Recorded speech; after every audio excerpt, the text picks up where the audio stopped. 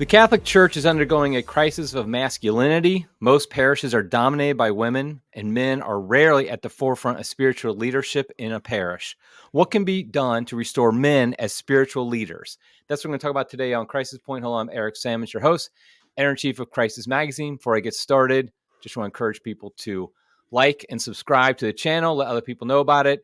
That way the algorithm knows about it, and the almighty algorithm will let people know about our podcast, which is what matters. Also, you can follow us on social media at Crisis Mag. Subscribe to our email newsletter. Just go to crisismagazine.com, put in your email address, and you will get our emails once a day with our articles there every day.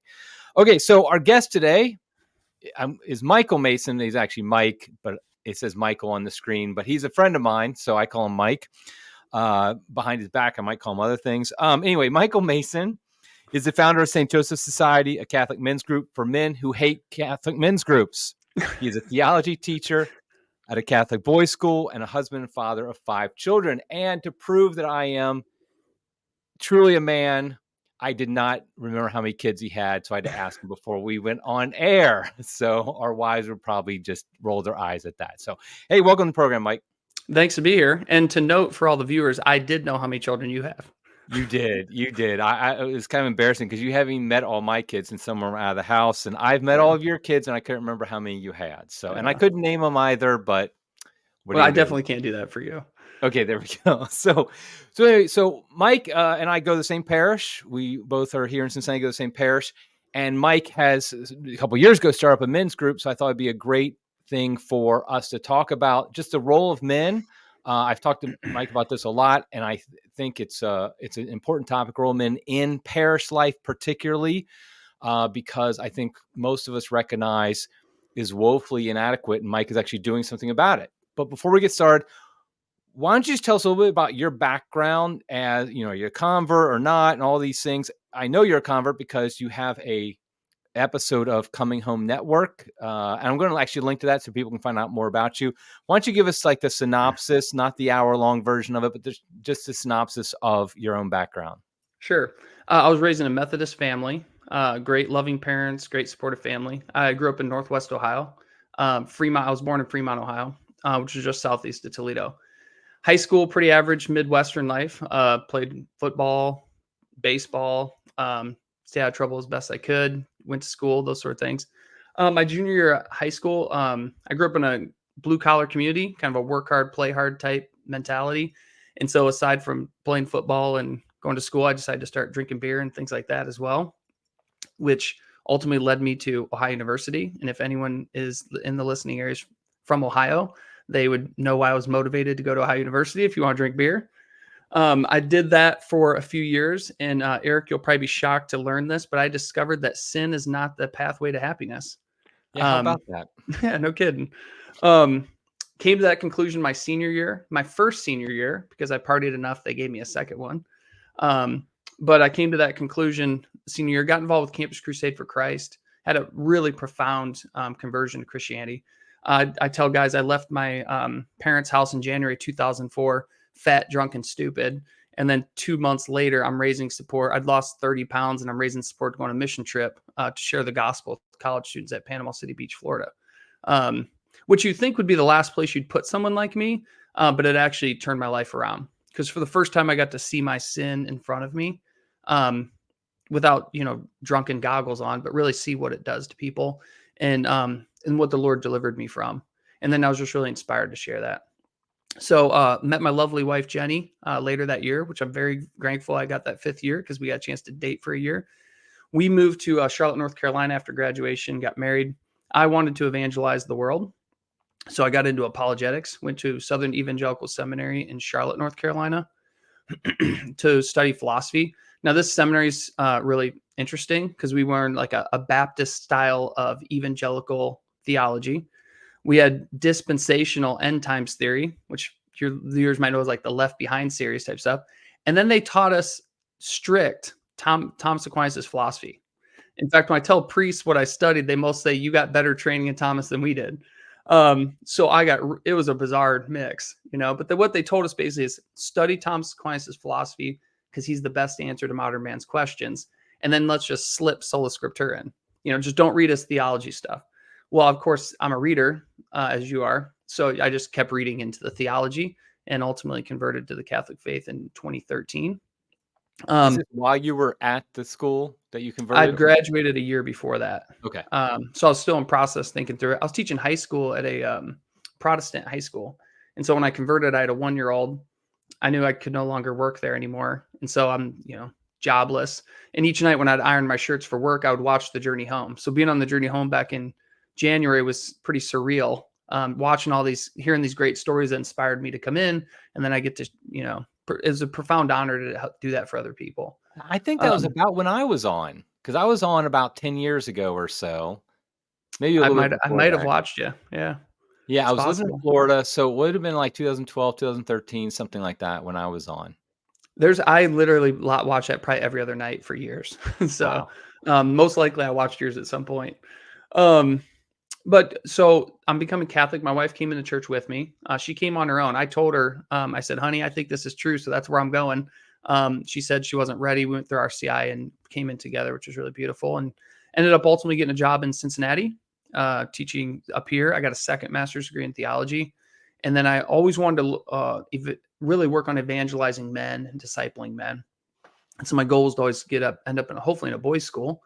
And as Providence would have it, I've been teaching an all boys school here in Cincinnati for the last 3 years.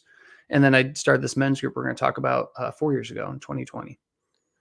Yeah, and I know you help out the football team, but obviously you're not the chaplain because you're not a priest. But so Right. what is your role with the football team? So I teach theology there. My role, I do director of faith formation for the football team and for the lacrosse. So I'm in lacrosse season right now with those guys. The role of it basically is, we do a scripture of the week passage on Mondays. Then we do a benediction service, which I obviously don't lead on Thursdays, but I participate in and help organize. On Fridays, we'll do a prayer service in the chapel, kind of a pregame prayer service. And then I do the scripture talk for that one as well and just coordinate all those things. And I have a team of guys I work with that are really great. I know a lot of probably your listeners, because crisis addressed the problems in the church and in the culture and things. And there's plenty of things the young people we're around are up against. And there's a lot of reason for us to despair. But we preach the gospel to these guys. We do it passionately. We don't mince words. We challenge them. And I get to see that the fact that the Holy Spirit's still working in these guys' lives. And a lot of people don't get to see that. So it is inspiring to know that God's still working. He's working through us. And he's doing good things. Yeah, it is. And it's encouraging because I think a lot of us have very negative views on like the success of like youth groups in the Catholic Right. world and a lot of the youth outreaches and the men's stuff, which we're going to talk about here in a minute, how abysmal that is. But since we're talking about this, I mean, really, what is it that you think is the key to reaching these young men who are? I mean, this is related because it's all men. You're talking about these young men. What is the key to really kind of having impact? Because I mean, this is like, I mean, it's not like these guys. It's not like you're teaching. I don't know if you want me to say the name of the high school, but it's not like some high school. Yeah, it's fine if you name it. Yeah. So Archbishop Bowler High School is where I yeah, it's teach. Moore High School, which is actually a pretty famous Catholic high school for football. It's literally one of the best football programs I think in the country. Like historically, I remember growing up. I remember like, oh yeah, Moeller, they're the state champion yet again, and stuff like that. And so, but it's not like these kids are all from practicing Catholic families or, trad families, definitely not, anything like that. So what is it that you kind of think is the key to kind of reaching them? I just want to, I enjoy working with young people. I never went the ministry route, whether when I was an evangelical or even as a Catholic. Part of the reason why it's just not my personality. I love to teach. I love ideas. Like for me, a great day is just you jump in a classroom and, talk shop all day long about cool theology. The other reason why I went the teaching route is because a typical youth minister is going to see the guys maybe on Wednesday night, maybe Sunday evening, however the breakdown is. Maybe he connects with some of his leaders again throughout the week. But I thought if I'm going to change these guys' lives, you need to be in their life a whole bunch. It's same thing with your children, right? It's not just quantity. You want quality time with your children. You want quality time with these guys, but you need a whole lot of quantity as well. You need to spend a ton of time with them. And I just wanted to build those relationships and just day in and day out be involved in their lives. And so one way to reach the youth is you just got to spend much time with them. And that's why, which we'll get to the men's ministry I'm talking about, and really some ideas I have for reaching to youth through St. Joe Society in the future, is you just got to spend time with these guys.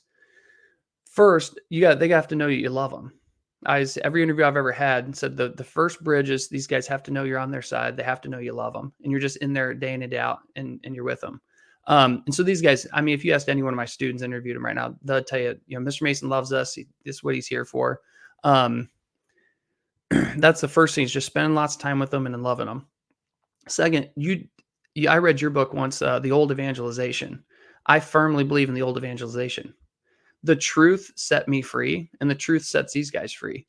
And they can see through inauthenticity. They can see through all that stuff. I trust God, and I trust what's been revealed in the Gospels, and I just present those truths to the guys. And you have to do it in a way that's winsome. I mean, you can beat people over the head and preach the truth in a way that's off-putting. I don't deny that for 1 minute. However, when you really love the person you're talking to, when you want to engage them in conversation, when you have a truth that you want to share with them, that you passionately believe about, that will improve their lives, you love them, and then you can really work on doing that in a winsome way, guys respond really well to it. Now, I'm not going to claim that all my students embrace it and their lives are changing next week, but I do think we're tilling the soil of these guys' hearts. We're planting those seeds in there, and that's the extent of what I can do. And then I just trust the Holy Spirit to do the rest of the work for us. Yeah. So I think really quantity time, you love them, and then just tell them the truth. Right. And these guys will respond well to it. And then you have to live it. You have to be authentic, because they can see teenagers. There's plenty you can criticize about teenagers, but they can see through inauthenticity pretty clearly. They got a good eye for it. Yeah, they read crap very well. Oh yes, big time. Yeah, they're good detectors of that. Okay, so you and I have talked a lot, just the two of us, about kind of the crisis of men in the Catholic Church today.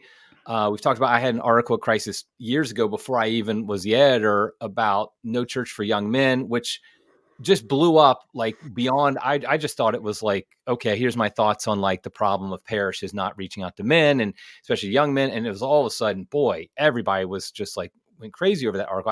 I have people still today say that article was a big deal. And so like, how would you kind of say that, what's the state of like men in the church? And we're talking most about our own experience. We're talking about America. We're talking about in the parish life, kind of where are we now when it comes to men and their role in parishes and in Catholic life? I mean, I think the church suffers from the same problem that our culture suffers. I don't think men understand where they fit in the culture or in the church. I think if you ask a typical woman in our culture today or in the parish today, she understands kind of where she fits and where she belongs. And we can talk about these if you'd like, or if you have thoughts on it. But, with the Industrial Revolution, the technological revolution, through various isms, feminism and things like that have intruded into our popular culture, men have lost the spot of where they belong. Okay. And then when you look at the attacks in the family, like, okay, if the workplace no longer is a place that a man brings something special and unique, the family's not either, because we're being downplayed there. The culture beats us down. Even the military now, we say, well, military is a man's area. Well, now we don't get that anymore. There's certain sports isn't even a place we can retreat to. I think a lot of guys question where they belong. When you come into the church, it's the same problem. Like, what am I supposed to be doing here? When I walk into a typical parish, what's my mission? Men are mission-minded people. You and I've talked about this, that if a priest gets up and puts a mission out there, a challenge out there, it stirs your heart, even if you don't love the mission itself, but you have one, Men need a mission. They need a direction. They need marching orders. Men love a place. The reason why I love sports is, especially team sports, what men want to know is where they belong and what's being asked of them. Okay. Men aren't climbers. There was a study done, I read a long time ago, where they were talking about these boys. I don't remember the age. They're 6-year-old boys, say, and they put them in a room and they had these cameras and watched them. And the boys worked themselves into a hierarchy. Okay. You had like the top kids at the top, the middle ones, and the bottom, the leaders. Then the boys didn't see each other for 5 years. They come back. Now they're 11, put them in, same kids in a room again, same exact hierarchy breaks out. Every team sport I've ever been a part of, How's it work? You have guys trying to be quarterback, wide receiver, offensive lineman. Once everybody has a position, everybody settles in, and people jockey at first for position, but once everybody settles in, it just works perfectly. And you don't have the right guard wanting to be a quarterback. Our offensive linemen at Muller are happy being nameless and just driving people into the ground. They don't want to be the quarterback. They don't want their name in the paper. They take pride in the fact they're not. Well, let's bring that insight into the church, because any man who plays sports knows that's true. Let's bring that in the church. When I walk in, what am I supposed to be doing? Where do I fit in this thing? If I look, I know I'm not supposed to be the priest. That's his job. A lot of the leadership, which I think you mentioned this in your article, so maybe you could comment on this. A lot of the leadership in the parish is female. And I think a lot of men sit there and don't know where they fit and what they're supposed to be doing. And so if they're go ahead. I was going to say the imagery that you get, and this is something I've tried to, I bring up often, but like, I don't know if people really get it. And that's kind of the subconscious imagery, the subconscious message is being given when you walk into a Catholic parish as a young man. So let's say you're 30 years old and you're married, maybe have a kid or two. You walk in and it just screams effeminacy in a lot of parishes, from the architecture to the felt banners, to the army of women who are up at the altar, to the songs that are, oh my gosh, the music, which is just cringeworthy. It just, and this is a case, even when the priest is solid and he gives a good homily, people think, oh, that's really no, that's not enough, because when you walk in, when a 30-year-old man walks in, he just is almost repelled by the messaging that's being given subconsciously, even sometimes consciously, to him, that you're just not really. And like you said, he has to think, what's my place here? What am I supposed to do here? When it's like, clearly, other than the priest, every single person is a woman who does everything. And I'll be blunt, at least. A lot of times the priests are not real manly either. And so it just is this real, it's this real crisis, I think, where it's just like, and so needless to say, the numbers show that 30-year-old man ain't there very long. I mean, he just goes off. Sometimes he'll take his family to the local evangelical church, which is, here, I just tweeted this the other day, here in our town of Cincinnati, evangelicals pass Catholics for the most dominant religious group in Cincinnati. And if you know anything about Cincinnati, Catholics have always been the number one most dominant religious group for 50 over 100 years, something like that. Now it's evangelicals. And I think this is, of course, part of the problem. So I mean, it just is one of these things where the sense of mission is missing. But what, and like, okay. Do you mind if I jump in real quick? Yeah, please do. Yeah. So we want a sense of mission. That's one. My students want something to die for. Okay, it's a natural male impulse to do this. And you can look in the scriptures and it's in there too. I mean, in Ephesians chapter 5, when you get married, what are you supposed to do? Love your wife like Christ loved the church. Well, how did Christ love the church? He died for her. When God knit men together, he knit us. We want to do this. Men, you can do it from a non-Christian perspective. Men were the ones that went to the front lines and protect the women in order to fight and lay down. It's hardwired into us. You can make the argument from evolution or from faith. Either one could be fine. This is hardwired for us to do this. Men want a mission. And I tell my students, like, what we're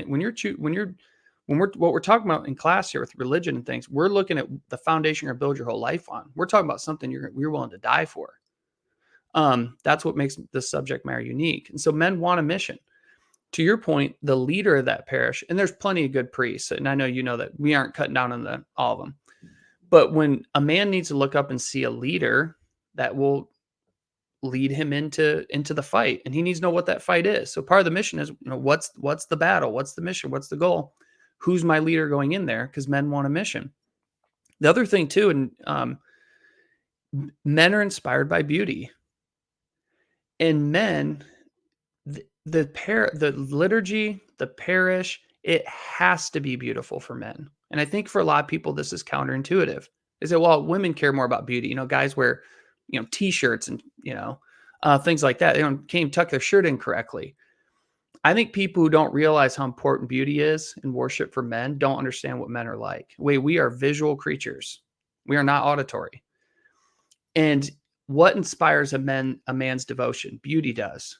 This is in all the stories. If a man falls in love with a woman, what's he going to do for her? Anything, Right. right? Because it's the beauty that inspires. Credit to the women in our parishes. A mother she'll put up felt banners, whatever. She just wants her babies getting into heaven. And to credit women, they'll put up with a lot more stuff than we will, where the man won't consciously say, well, I don't like felt banners and I'm not inspired by this. He just loses interest. I think a lot of guys wouldn't be able to articulate why. That's right. I think why is loss of mission. They don't see an inspiring vision in front of them, and it's not beautiful. It's not awe-inspiring. It's not worth dying for. And if the church wants to bring men in, you have to give them a mission worth dying for, a real vision, an adventure. Invite men to the gospel. When I partied and chased girls and did all that foolishness at Ohio University, the reason why I did is I didn't want to live a boring life. I was a young man. Now, I was very mistaken in what an adventurous life was. I was way off track. But I wanted that. I wanted adventure. I wanted excitement. And when you go out on a Saturday night drinking with your buddies, you don't know what's going to happen. And that's part of the appeal. Well, that lifestyle is a complete lie and a fraud. When I became a Christian, and this is the credit to the evangelicals, what you just mentioned, they gave me a mission from day one. I mean, when I converted, they came up and said, you should go to Panama City Beach, Florida, and share the gospel with random people on the beach. I'd been a Christian for 2 months. I mean, that is something that resonates with men when they hear that. Wait a minute, I'm going to actually go to another country. I'm going to like save souls. I'm going to bring people to Jesus. I mean, it's not very prudent, by the way, for them to send somebody 2 months in to do that. But that's, but men aren't always prudent either. I mean, it's like, but it resonates at the very least that you've given me something to do. I can actually make a difference, and I can actually, do something that helps others and really brings about a difference to this new faith that I have. I mean, it's amazing that they did that. And like you said, it resonates. And I don't think we can't underestimate how much being scared is fun. Yeah. I mean, I was terrified to go talk to guys. And I remember walking on the beach and I was so scared to go talk to someone. And this girl, and it's just a tiny little thing, because they team me up with a girl so you can talk to guys and girls out there. And she's this tiny little thing, and she goes, "Oh, I'll start a conversation. You can just listen." Well, it's like she's like challenging my manhood. She didn't even know it. I watched her do it once. I'm scared to death, and I'm like, I'm just going to launch into this. And I'm with you. I'm not saying it's the most prudent thing to send someone who doesn't know anything out there. So I'm with you on that. However, it replaced something exciting. Because what if I just give up the sin and then just sit at home? Right. I'm going to go back to the drinking, because what am I doing here? These guys gave me a mission and they lit me on fire. And then when I was on fire, they didn't try to put it out or tamp it out. They wanted to fan that thing into flame. And so giving that mission's a big deal. And like we said before, so the evangelicals have to get credit for that. And that's why I think a lot of people flock to it. Because when you go to an evangelical church, they're going to tell you it's a fight out there. They're going to challenge you to share the gospel with your family members or friends. They're going to tell you that people may not like you because of your faith. They're going to tell you that you're going to have to be separated from the world. And these are themes that are completely Catholic. You just don't hear them a lot in the Catholic Church. So that sense of mission isn't there. Well, if you go to the local evangelical church and they're telling you this and then showing you the scriptures, I mean, there's never a good reason to leave the Catholic Church, but you can understand why people would. And I get it. That's not the answer. We have all the answers. Like and I guess we can get to this in a little bit, but I think our tradition offers us the answer to the Catholic man crisis. It's all sitting there. Right. It's been perfected for 2,000 years. We just got to pick it up and run with it. Yeah. I don't want, like you already said, we both know some very good priests, and there are very good priests out there. But before I get into what we as laymen do, I do want to talk about the role of the priest, because we both agree it's essential. It's like, it's worthless really to try it without the priest really being actively involved to do anything that's going to attract men. But I do think we both know, I mean, a lot of priests out there, the way they've been formed or the type of men that are attracted to priesthood, I don't know. But I just know in my 30 years as a Catholic, I've met a lot of very unimpressive priests in the sense that they're unimpressive men. Like I kind of feel like when I meet them, like they wouldn't even like, they could barely get a job at a gas station or something like that. And yet they're priests. Again, we have awesome priests, you and I do in our parish, Yeah. that are like very, very good. And I've known a lot of good priests. But it's like, what is that role of the priest? Why is it so important for the priest for attracting men particularly, but like, and what is it about a priest that they need to do, or at least be, that is attractive to get people to get men particularly to follow them? Priests are absolutely 100% the answer. Yeah, I started this men's group that we're going to talk about, and I'm happy to, elaborate on what we do and why. But the no lay person is going to solve this. And we can help. We can partner with priests and help encourage them and things like that. Um, the priests are the answer, and the reason why is because men, like I said before, we are hierarchical beings. Like, we need leadership, we need direction, and we need authority. I can't walk into a group of men. I can try to inspire a group of guys. I can teach them a cool lesson. A layperson can do those things. You can inspire through charisma, or your intelligence or wit or things like that. But what I can't do, what men really need, is that proper authority in their lives. Because we men want authority. Okay. Now, let's just excuse the abuse of authority. We'll just set that aside. Okay. Because you and I both agree that obviously this can be very bad, but let's just talk about the good side. Authority is a good thing. Christ set up his church with an authoritative structure, with a hierarchy. He knows how he made us. And especially men, this is how we respond well to. I think a lot of priests today, some of them, for the critique you offered, I think you said it well, so I won't say that. Priests who do have this ability, and there's plenty of them, and I'm partnering with lots of them in this men's group I'm started. They just need the confidence, a lot of these guys, that they can lead, and that men want to be led. Guys want to be led. What will a kid do for his football coach? Anything. He will literally run down the field and throw his body in front of gigantic people. At Muller, we're one of the best football teams in the country. We play great football teams. Our guys will do anything to win those ball games. They'll do anything for their teammates and for their coaches. Well, why? Because there's something in us that wants that. So priests have to be the ones that lead us out here. And I think some priests who are good men, they need to be taught and encouraged how to do this. If a priest didn't grow up, say, playing sports, okay, let's say just that wasn't what he was into and things, he's not going to realize how male groups work. Okay, sports, or maybe farming or construction. If you go on these kind of things that kind of attract the typical guy, you learn how men operate and work within those groups. And so if you had a priest who's comfortable in this group, some of the best priests I know, to be honest with you, and the best leaders, these guys played baseball in high school. These guys played rugby in college. They are comfortable at a barbecue. They can walk around and talk to guys. They're not one of the guys. They're a priest. They're our leader. But they can relate to the men. They can lead them. They have confidence because they understand how male culture works. They understand what men are like. And priests need to be infused with that sort of confidence and help. Because if they lead, guys will follow. If they have to lead well, of course, with wisdom and, those sort of things. But if they lead, men want that. You and I were talking about before that, when our priests challenge you and I to do something in mass, I mean, even if we don't want to do it, we're like, whatever you say, Father. Because we trust these guys. We know they're good men. We know they're prayerful. And it stirs something in us to follow them and be Absolutely. challenged. I also want to say something like, I recognize, I had this, these negative comments about a lot of priests, and I think it's true. I think we unfortunately have a number of priests who aren't that great. But I also want to acknowledge that institutionally, there's a lot going against a priest being the type of priest he needs to be to bring men to Christ, to be faithful Catholics, to really to lead these men.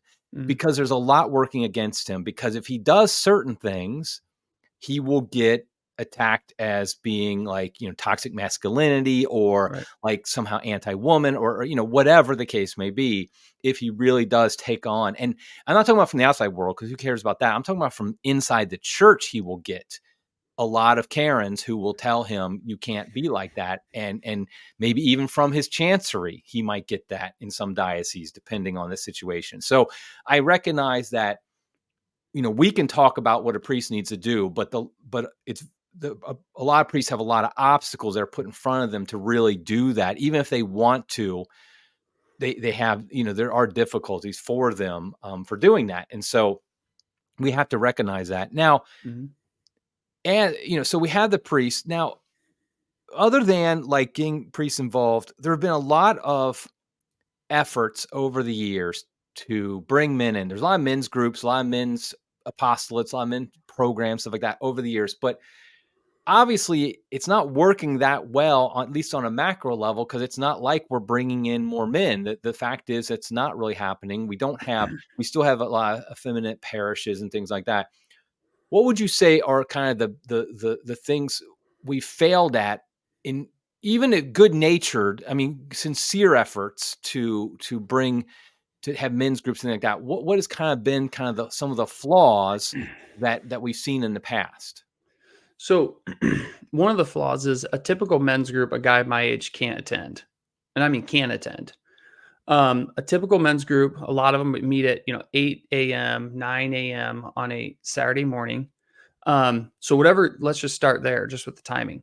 I have 5 children. I'm 42 years old. After 8 a.m. on Saturday, my time is no longer mine. And so I tell priests all the time, the guys I meet with and try to inspire to start St. Joe Society groups, is I say, listen, your meeting cannot go any later than 8 a.m. And yes, I said later. Like, it needs to start at 6. If it starts later than 6, you're going to miss most of your guys. The groups, when we first started meeting here in town, when I started the first chapter of this, we used to meet at 5:15 in the morning for prayer, and the guys loved it. We were done at 7. So if you want to reach a guy in his, especially 30s and 40s, okay, because those are the married men with school-age children, it has to be finished by 7 a.m. or 8 at the absolute latest if you want to catch those guys. And it can't be like 7 p.m. on a weeknight either. No, there's no way they can make it.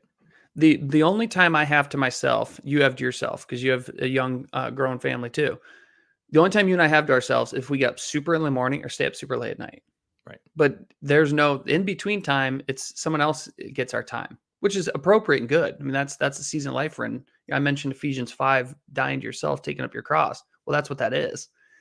But we do need each other. And so first I tell priests is you got to move that start time early. So that'd be the first step. Second step is trying to think what order I want to go in. Let's go with content next. Typical content that guys are going to learn. Okay. If they're discussion heavy, that's not going to work very well. Okay. Now I will hear people say that men don't talk. That's not true. Okay. Men do talk. If you've ever been around men, they talk a whole bunch. You do have to understand how men talk. Okay. And what things we talk about. What men don't do for very long is we don't sit around and talk about how we feel about things or how we think about things. We're not really like that. We like to debate.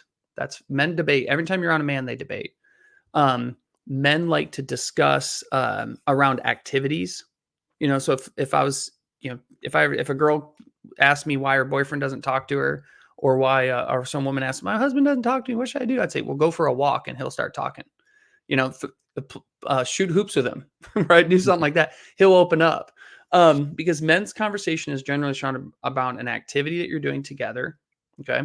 And we tend to not, we don't use near as many words as women do each day. So a guy's going to say what he's going to say, and that's pretty much done. So they don't need to be massively discussion oriented, but there needs to be a discussion element, because we're not a bunch of Neanderthals either. And so what I'd say is when it comes to the discussion aspect, there needs to be discussion, but it doesn't need to be a whole bunch of it. And a lot of times when you go to a men's group, it's discussion centered. And it's usually you'll watch a video or you're reading something and you discuss. Now, that needs to be an aspect of male formation, but it can't be the main thrust, because it's just going to run out of gas. And then also I teach for a living and I lead discussions. I rarely ever participate in them because usually I'm leading all the time. It's exhausting to lead them. It's really difficult. And if someone's never led a discussion before with any group of people, it's not an easy thing to do. I mean, you do it often. It's an art too, especially with a group of people. And so it's very difficult on the person leading to do that sort of thing.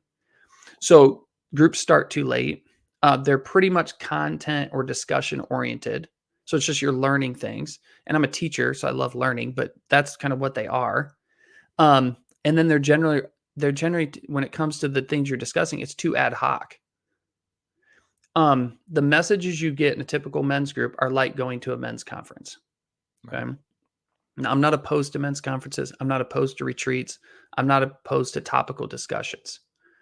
The problem with those is you don't actually end up learning anything, because you listen. We only remember 7% of what we hear, which is depressing to people like me who talk for a living, but people they only remember about 7% of what you say.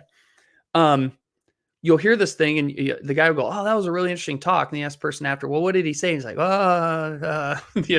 can't remember what it is. What I mean by ad hoc is, to really learn something, you have to get systematically trained in it. Okay. You have to see how the ideas fit together. I know you've been in the business of catechizing, doing that thing quite a bit. Catholicism is an organic whole. Okay? You pull out one little thread of the Catholic faith, the whole sweater falls apart. All the pieces fit together. What we believe about the Blessed Virgin Mary is tied to what we believe about Jesus, tied to what we believe about the church and the Eucharist. And so what men need formation wise, the formation they do get intellectually, it must be systematic, not ad hoc. Because you could sit there and just listen to, presentation type talks for 10 years. And at the end of it, you still don't understand how any of the pieces fit together. So I would say you need discussion with men, because we do need it. But you don't need a whole bunch of it, but you do need it. It's important. You need intellectual formation, but it needs to be systematic. Guys need to be taught. They don't need pump up talks all the time that stir the emotions. If you do that once or twice a year at a retreat, I mean, that's fine. I'm not opposed to those things, but what he needs day in and day out is that. So that's it. The typical is it's too intellectual, ironically, and too discussion oriented, which is it goes kind of against a man's nature. The timing's bad. That's one. And then Rob Marco wrote a great article that I responded to, but his article is excellent about men's groups, is if you center them on activities, which is, I'm a fan of that. And I think you mentioned that in your article as well, that activities are a good thing to bring men together. The downside of those is it's very difficult on the leadership. They don't last. Right. And so you say, well, we're going to focus on discussion each week at 9:00. Well, most the guys you need to reach aren't showing up. The guys who do lead discussions are getting worn out. And most people who aren't trained in theology, you just start repeating yourself after 2 months anyhow. So nobody's getting anywhere. And then if you say, well, we'll do manly activities like, service projects. Well, those are fine. I'm happy with those, but they're difficult to put together. Yeah. And so if you're going to do those monthly or every 2 weeks, whoever that leadership is going to burn out. And that was Rob Marco made that point in his article, and he was spot on. And then the last thing is you can talk about, bourbon and beer and brats type get-togethers. And I'm a huge fan of all those things. So I'm not dogging that at all. But that can just descend into like weirdness, where it's like the mission of my church is to eat brats and drink beer together. Like, this is what Christianity is. I'm not dying for this. The guy might have a fine time, but he's not going to become a disciple of Jesus Christ doing that. Right. And so I think most men kind of take these approaches. What I think do you want me to get to the answer, or do you want to respond to or you want to add to what I've said? Yeah, no, I think you're right. I think, what I've seen in my own, you have, the Knights of Columbus, which I'm a member of Knights of Columbus. I'm not going to rag on it, but it is geared towards older men, because it almost always has meetings on like a weeknight. It is dominated by all these projects, which is just, okay, we're going to do this service thing. And that's good. But it's like, I remember first time I went to a Knights of Columbus meeting, I was basically guilted. I was like, you have to do this. And I was like, I have like a couple young kids. I don't have, I have a job, full-time job. I don't have time to do this. I'm sorry. And it was just, it really was more like, okay, I saw very quickly why everybody there except for me was, their kids were out of the house and they were retirement age, things like that. And I also think there is like the idea of the discussion. I think the reason people think that is something men don't want to do is because they set up like for women. I mean, because it's like, let's sit around and talk about like our feelings about this. And I'm not denigrating it for women at all. I mean, that's how they're made. They're going to have a completely different discussion than men are, but that's not recognized in these men's groups. So like maybe you'll have like a Bible study. Well, what the Bible study becomes is, what did you think about that passage? What did you think about that passage? What did you, it's like, I don't care what anybody else thinks about that passage. I don't want to hear what the church has said about that passage, or what, Right. that's what I want to know. And so I do think that's been the models of how it works is just like you said. I think it hasn't worked. And that's why most men group don't last very long, or they're just set up for older men. And hey, I'm not that far away from being one of those older men. So I'm not against those. I'm just saying Right. that's only for a certain season of life. And it's not for the ones who are going to be the leaders in a parish, because really the spiritual leaders, obviously the priest, but then under him, his kind of lieutenants, so to speak, are or should be men in their 30s and 40s or something like that, where they really have maybe 50s, like me. But like they're not like men in their 60s and 70s. That's not their role anymore. They're to be kind of the wise advisors who have a lot to offer in that sense, but they're not the ones necessarily going to be like, okay, I'm going to help Father kind of lead this parish forward. So yeah, so I think I think you're absolutely right. So then the question becomes then, and let's just go ahead and go right into, you founded St. Joseph's Society. What was it, 4 years ago, did you say? Yeah, 2020. Okay, so a good COVID activity there. Well, yeah, I can explain that if you want about why that led into it, but it did indeed. Well, yeah. So let's talk about what St. Joseph Society is, kind of how you founded it, and why you kind of are claiming that this is something different. I remember this is how you pitched it to me when you first brought it up to me, was it's a men's group for men who hate men's groups. And I admit, I was like, okay, now I'm listening, because I hate men's Right. groups. So it's like, Yeah. now I'm listening. So why don't you just kind of give a little bit of, you've kind of said you saw these problems, kind of how did St. Joseph Society get started? Yeah. When you mentioned the type of men's group I talked about, that the one with coffee and donuts at 9, 8, 10 a.m., in 25 years, I'm going to that group. Yeah, that's And right. Yeah, I'm gonna love it. You that's know, right. my point is just not made for a 20, 30, 40, 50-year-old. Like I'm in the fighting stage of life. You're in the fighting stage of life. That's what we want. You and I want to fight.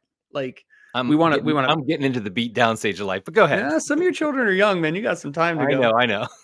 Um, I don't want to go off to actually. I think it's not. I don't actually like describing this in age limits as much as I do having children in the home, or you want to have children in the home. So the group I start is for guys who marriage is in their future and children, or men who have children in the home. Because I don't, you're a little bit older than me, but you still have young kids in the house, so you're still in the fighting age. So I'd consider you one of us, Eric. Thanks, man. But I'm in the fighting age. In 25 years, I won't be. I'm going to sit in the corner and I'll think about things. And if the young guys who are running the St. Joe Society now, they can come talk to me, I'll give them some advice. So I'm not ripping on those groups. They're just not for my stage. In 2020, you had all this lockdown things. At this point, I'd been a Christian for 15 years, a serious one. I mean, I was one that was all in. I'd been a Catholic at that point for 7 years. I had 2 master's degree, one in philosophy, one in theology, almost 90 hours of graduate coursework in philosophy and theology. I teach, like I'm equipped, right? Like I can lead my family well spiritually. And all of a sudden for 2 months, there's nowhere to go to mass. And now the entire spiritual leadership has fallen on my shoulders, and I'm equipped to do this. And if I'm honest with all of your viewers, I did some things well, but we had Easter Sunday watching on TV. Like I wasn't prepared for this. I never thought this would ever happen. And when we came out of that, I came to after coming out of that, and I thought, if this ever happens again, I am not going to be caught unprepared. And I clearly have work to do in my spiritual life, because if I'm not doing this well with all these, this 15 years background, all this content, if I didn't do this as well as I would have liked, then there's got to be other men in my position. And so I really got a group of 5 guys together and said, why don't we start meeting once a month? We'll meet at 5 o'clock in the morning. We'll do adoration for an hour of prayer. And then let's discuss how we can be better leaders of our family. So if this ever happens again. And a few years before that, I'm a sports guy. So I like training and lifting weights and schedules and stuff. And so I've always been interested in performance and motivation and how that stuff works. And then I happen to love moral and spiritual theology as well. So all those sports scenarios fit very nicely into the type of theology I'm into. But I studied, how do you get motivation? How do you build routines? How do you do this? And then I'm reading moral and spiritual theology on the side. And so I'm studying how the church makes saints. And no surprise to anybody who reads the scriptures and church history is a lot of the advice for how religious orders run are very similar to how football teams run. The type of training, the type of discipline, the schedules, and things like that. So you start seeing these corollaries. Jesus and St. Paul make sports references. And so I saw these two fields, the theology I love and the games that I love, kind of coming together. What I realize what men need, men basically need three things. Ones we've already discussed. One is a vision.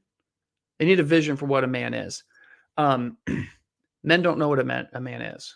I like your friend Kennedy Hall wrote a book, Terror Demons, and he really does a good job describing, like, what is this masculinity? Well, what a man is, the root word of man's vir, okay? And then that's also a root word of strength. So a man is someone who's strong. So becoming strong in mind and body and spirit is part of just hardwired into what we are as men. And then I read a book called Manhood in the Making. It's not a Catholic book, but it's a book that did a sociological study of masculinity among all these different cultures. And in this book, they discovered, this guy who did this research thought, I'm not going to find a common thread of what a man is, right? Because all these cultures are so different. What he found, to his shock and surprise, is every culture basically has the same exact definition of what a man is. And what a man is the kind of what's called the 3 P's of manhood. A man is a protector, a provider, and procreation. Every culture, a man is a father. Every one of them. They all agree on this. And then I read another influential book by G.C. Dillsaver by Tan Books, really great book called The 3 Marks of Manhood. And in that book, he talks about the man needs to be the priest, prophet, and king of his home. Okay. Well, I'm reading these 3 books and kind of seeing these themes fit together. And I think this sociological vision of it's hardwired in nature for us to be these fatherly figures. Our church teaches that's what a man's supposed to do, either a father of a natural family or a supernatural one with a priest in the church. And then we're supposed to become strong in mind, body, spirit so we can protect and provide. Well, okay, now I have my vision of what I'm supposed to become. I have my mission. Okay. Men need that clarity. And so a good men's group is going to be able to articulate to men, this is what you're supposed to be. This is where we're taking you. And a priest should be able to tell his guys that very clearly and very succinctly. That's the first thing men need. Second thing, if you're going to go on a mission, whether it's to win a state championship in football or go into a battle in a war, whatever mission you have to have discipline. Our defensive coordinator at our school, he has this great line. He says, everybody has to have pain. You're either going to suffer the pain of regret or the pain of discipline, but you get pain either way. Well, every single one of us is going to stand before the judgment seat of Christ. We're going to stand before our Lord and have to give an account for our lives. We can suffer through the pain of regret in that moment of all the missed chances and the missed opportunity, or we can suffer the pain of discipline now. And so every religious order, every one of them, talks about a rule of life. A rule of life is a disciplined life to become a saint, to progress through the 3 ways of the interior life. And so men need a rule. Any man, if I sat down with any guy who says he's serious about his faith, if he can't tell me what he's studying, he's not getting the most out of his spiritual life. We live in a culture that's very, very antagonistic to our faith. Intellectual challenges left and right. Men, they don't need to get PhDs in theology. They don't need to be experts, but they should be forming themselves intellectually. A man should be able to tell me what he's reading, what he's looking through. A man needs physical discipline. Okay, men should exercise. Doctors say we should do 150 minutes a week. Exercise, I know you're a runner. That discipline of making yourself do something over and over and over you don't want to do, that gives those calluses, right, on the soul that just allows us to withstand difficulty. Men should be exercising. If I sit down with a man and he can't tell me what his prayer routine is, what prayers are you praying? When are you praying them? He's not becoming the saintly Christ-like figure that God made him to be. And an undisciplined man's an unhappy man. What a rule life does is it supernaturalizes your day. And so a man should be able to communicate, okay, I'm on mission. What's my training schedule? How am I training my mind? How am I training my body and my spirit? Fasting, abstinence. Guys should talk about what nights of the week do I allow myself to have a drink if that's what your thing is. Or if you like ice cream, what nights of the week you doing it? What nights are we not doing it? If men go with the flow of modern culture, that flow goes one direction. and it's down. And so we men need to be committed to the vision and the mission, and we need to live a rule of life. Too many men's groups are you show up, you learn something, you talk about something, you eat some brats, you do the service project, and then you wait for the next time you get together. The St. Joe Society, and I think this is the answer. I think this is the answer. It should be light on meetings and heavy on habits. Yeah. What should be happening together is we should be coming together once a month, and we discuss theology, and we discuss together, and we debate, and we get thoughts out and wrestle with it, because that's important. Okay. We don't need to do it every single week. It's unnecessary. So we do come together to those. What a man should be doing is every day, every week, every month, throughout the liturgical year, he should have a disciplined rule of life so he's growing in holiness. Habits are going to make a man holy. Saints become saints not by visions or miracles or things like that. Saints become saints through engaging in spiritual combat. And spiritual combat is just the things I just talked about. It's the day-to-day battle that you have to win. Because if you don't fight, you die. And I mean that literally. Spiritually speaking, you die if you don't fight. I think that when you first kind of told me about St. Joseph's Society, I think that was the key difference, is that the men's groupie part of it is very minor. Mm-hmm. It's like that. Yeah, we have a monthly meeting where we get together, usually have adoration before it. And, we get together and we talk about these things. But that's actually just kind of a blip on the radar of what it's doing, because it's like, no, part of that is some accountability. Like, okay, here's our rule of life, what we're doing, because you give certain things that, you lay out in St. Just say what it is, but you've always been like, yeah, if you already have one that is essentially like this, very similar, it's not like you have to change just to do it the way we do it, but you need to have those three things. You need to have the prayer life, you need to have the physical exercise, you need to have the mental, intellectual exercise as well as study. Right. And I do think that is the key. And like, and this isn't like, it's not like we require an organized structure to do this, but in modern life, we actually kind of do. Because like, I was just talking to a friend of mine recently at the parish, and we were talking about like, how's your Lent going? And it wasn't just like a throwaway line. It's like, no, really, how is your Lent going? And we both kind of, and it was funny because, in talking about it, we both kind of had the same, where we start off strong, we weakened in the middle. We didn't keep up with what we had kind of told ourselves would. And it was great because it was on Sunday, so the beginning of Passiontide, because this week begins Passiontide. It was like, okay, now we got 2 weeks left. Let's hunker down. Let's really, and it was like, I think that triggered in me, okay, I need to step up, because I had let it lax a little bit. So, and that was just in a casual conversation with a friend of mine, right. But like, that's kind of the purpose of this of St. Joseph's Society, is to have it so that, yeah, you have some guys, when you do meet with them, you can say like, oh yeah, I actually didn't follow the rule very well this past month. And you can get guys who will, and the great thing about guys will say, well, dude, you need to step up. They're not going to be all like, right. Oh, it's okay. Don't worry about it. I don't want to hear that. I don't want to hear it's okay. Don't worry about it. I want to hear like, yeah, okay, well, why did you fail? And what are you going to do to make sure you don't fail next month? Yeah. That's a lot of you need to hear. Right. A lot of our discussion, we would discuss some content, things like that. But a lot of it, we discuss a lot, like just practical stuff. And, you rib each other, because that's how guys, you say, man, I did I had ice cream on, like, man, you're a wimp. Like, so that's how men interact with each other, and it's fun. Get good, a lot of laughs out of that. But we do talk a lot just practical. Like, I had the hardest time doing an evening act of contrition. I could never get the habit down because I'm just tired. And one of my buddies, a mutual friend of ours at our church, he just said, well, what I do is I have this, this one we do with the kids before we put them to bed. And I go, could you send that to me? I don't think I've missed an act of contrition since. Right. And I never thought it's an easy hack. And of course, that's part of our rule now. So I just plugged it into the rule. Because I steal everything. I'm a teacher. But yeah, the focus is on content and debate. We do discuss issues and topics theologically and things, but a lot of it's discussing very practical matters. So yeah, we focus there. The third thing that men need, so we talked about vision, we talked about adventure, this great life God has planned for us. You need a rule of life, you need discipline. so that when you stand before our Lord, there's no regrets. The third thing men need is a brotherhood. What a brotherhood is it's not just a group of buddies. It's more than that.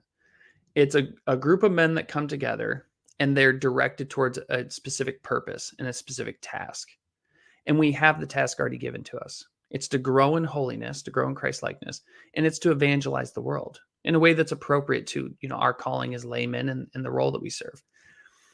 Men absolutely 100% need a brotherhood. There was this great this book written by a Sebastian Younger called Tribe. It's a really short little book, really great.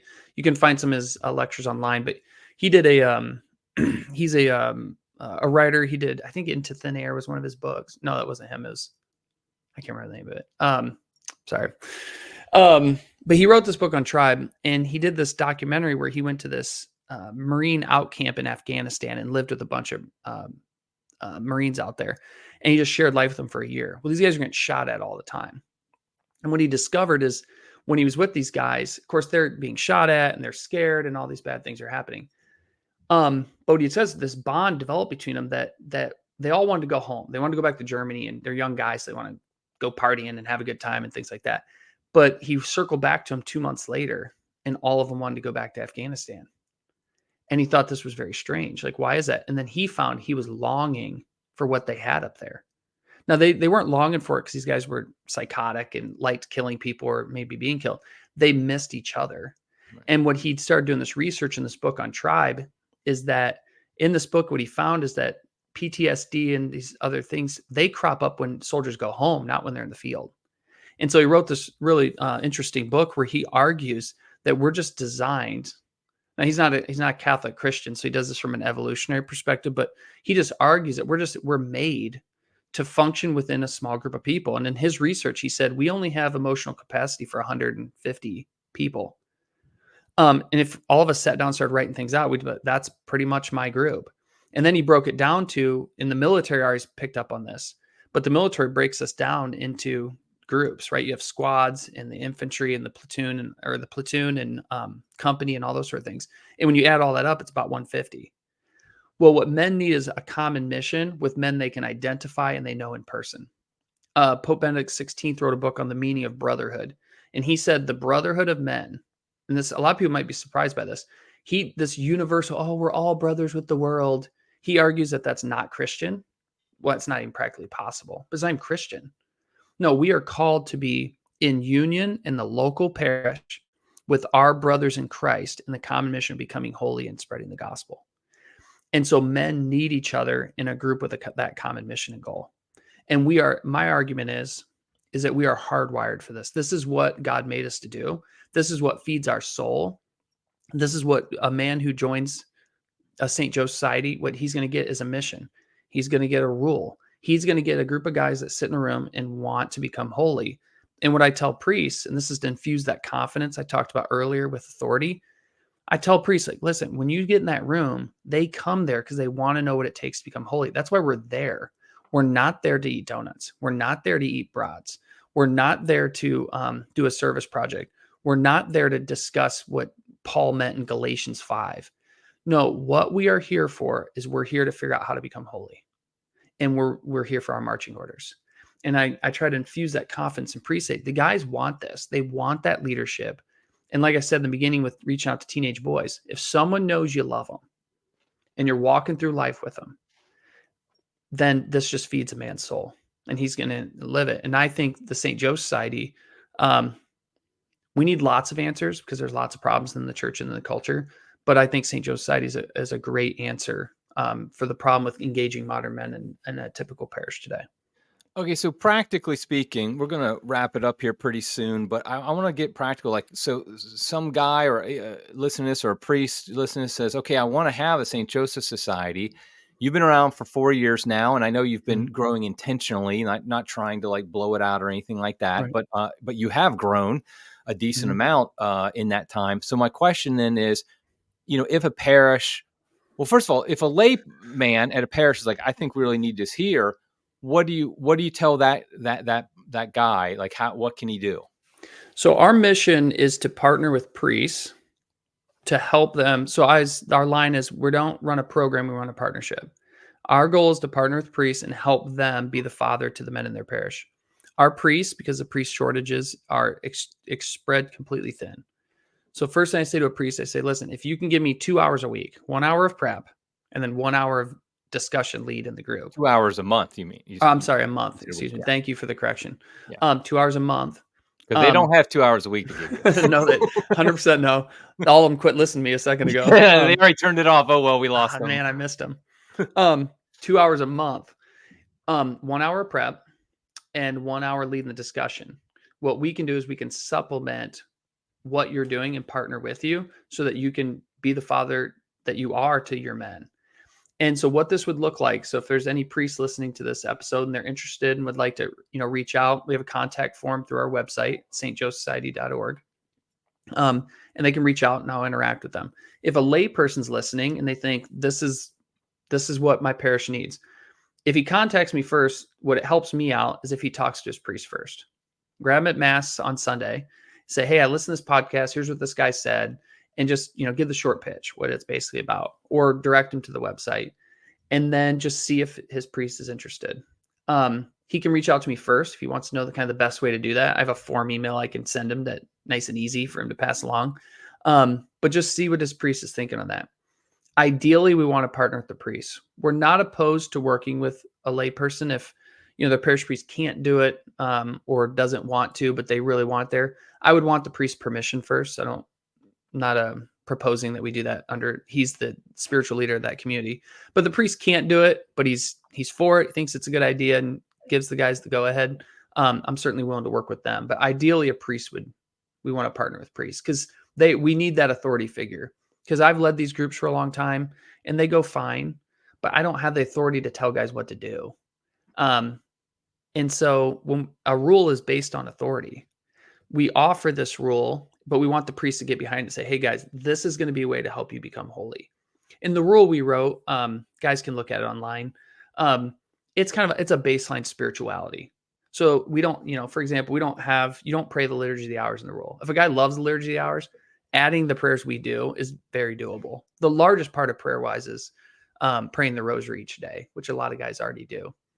But most of it's very baseline, and that's done intentionally. I'm really shooting for a rule that's moderate, because you want one that you live throughout the whole year. And then during Advent, during Lent, you intensify your spiritual life. But the rule we write is a baseline spirituality. It's one that a guy who, if he's being intentional, he can put it into his life. Yeah.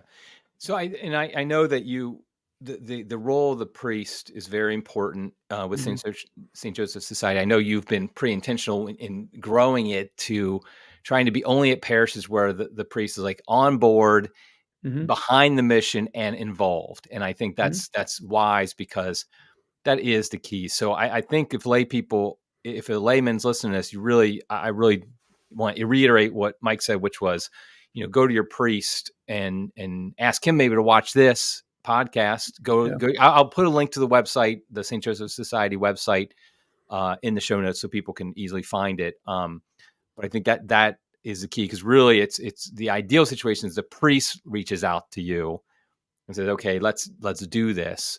Because he knows his men. He knows, the whole point of this is to make him the leader, the father of the father of the fathers, so to speak. I think that's the key. And if priests are little, maybe they're interested, they think it's a good idea, but they're really strapped. I do have plenty of suggestions to talk to these guys how to take the load off them. I've told priests that, like, hey, if you have a lot of strong lay guys who, maybe are teachers, they can lead discussions well. If you just show up and lead the opening prayer and be a part of it, that's enough. So there are ways we can talk about to help take the load off the priest, because I do want to partner with them. I think a layman's role, especially a man's role in the church, the priest is the leader. But, give us a mission to support you. And I tell priests, like, build your leaders. We want to partner, build your leader, transform the families, help these men transform their families, transform your parish, and let's change the world. Like, I'm very magnanimous about what God wants to do. I am not going to sit and read things and feel sorry for myself about how the church is or the world. I know you're not like that either. let's change things. God is just waiting for people who are willing to step up and do it. And we would just want to partner with priests and help them do that. Because these priests, the ones that see this vision, the good ones out there that want to evangelize the world, we want to partner with them. And we think we can help them do that because they're stretched thin and they do need partnership. We all do. Great. Well, thank you, Mike. I appreciate this. This has been a great discussion. We could go on for a lot longer, but Yeah. we'll cut it off here. We'll talk about after Mass on Sunday. That's right. Exactly. That's exactly what we'll do. Like good men should. That's right. But anyway, so like I said, I'll put a link into St. Joseph Society in the show notes. I'm also going to put a link to your Coming Home Network. And I think if I remember, I got to write this down. I think I'm going to try to put in Rob Marco's article, your article, and my article as well, because they all talk about these subjects. I think they're important ones. So I'm just writing that down so I don't forget. So perfect. Okay. Well, thanks a lot, Mike. I appreciate it. Thank you. Okay. Till next time, everybody. God love you.